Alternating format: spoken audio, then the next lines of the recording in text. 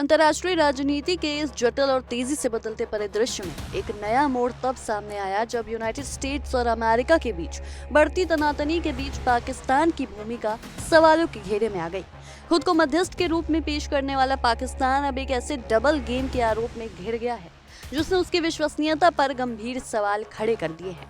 एक तरफ पाकिस्तान ये दिखाने की कोशिश कर रहा था कि वो वॉशिंगटन और तेहरान के बीच संवाद का पुल बन सकता है, वहीं दूसरी तरफ उसने चुपचाप ऐसे कदम उठाए जो सीधे तौर पर अमेरिकी रणनीति को कमजोर करते नजर आते हैं। मामला तब और गंभीर हो गया जब ये खुलासा हुआ कि पाकिस्तान ने transit of goods through territory of Pakistan order 2026 लागू करते हुए अपने प्रमुख बंदरगाह ग्वादर पोर्ट, कराची पोर्ट और पोर्ट कासिम को ईरान सीमा से जोड़ने वाले 6 नए व्यापारी गलियारों से लिंक कर दिया है। इन गलियारों में टाफ्तान और गब्द जैसे अहम बॉर्डर पॉइंट शामिल हैं, जो अब ईरान को एक वैकल्पिक व्यापारिक रास्ता उपलब्ध करा रहे हैं। ये कदम ऐसे समय पर उठाया गया जब डोनाल्ड ट्रंप के नेतृत्व में अमेरिका ईरान पर आर्थिक दबाव बढ़ाने के लिए स्ट्रेट ऑफ हॉर्मुज में संभावित समुद्री नाकेबंदी की रणनीति पर काम कर रहा है, ताकि ईरान की तेल आपूर्ति और वैश्विक व्यापार को बाधित किया जा सके।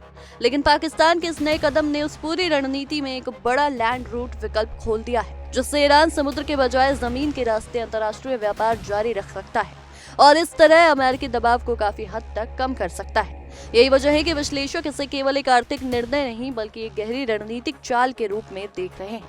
राजनीतिक विश्लेषकों और अंतर्राष्ट्रीय मामलों के विशेषज्ञों का मानना है कि पाकिस्तान की ये नीति उसकी पुरानी आदत को दर्शाती है, एक साथ कई शक्तियों को साधने की कोशिश। विशेषज्ञ डेरेक जे ग्रॉसमैन का कहना है कि ट्रंप प्रशासन के लिए एक नई चुनौती बन सकता है, क्योंकि जिस देश को वो करीबी सहयोगी मानते हैं वही उसकी रणनीति को कमजोर कर रहा है। वहीं विश्लेषक हिमांशु जैन का मानना है कि पाकिस्तान ने अमेरिकी प्रतिबंधों में कानूनी छेद निकाल दिया है।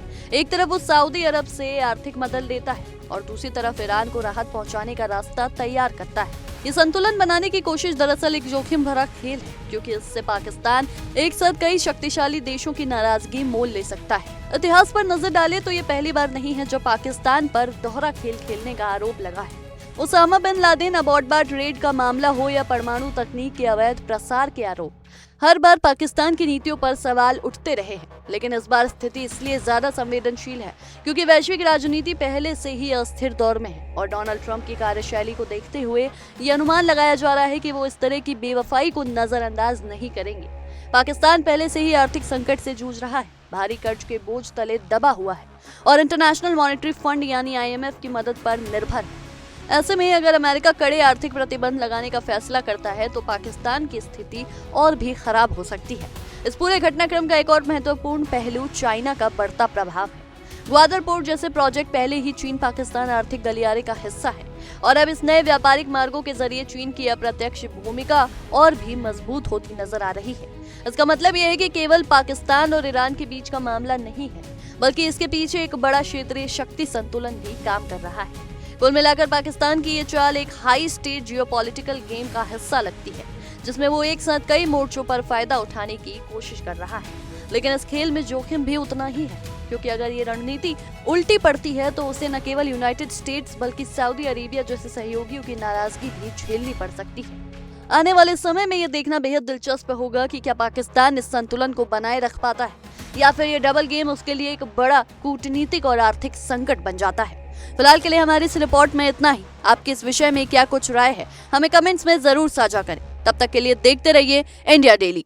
देखिए इंडिया डेली 24/7 अब आपकी स्मार्ट टीवी पर।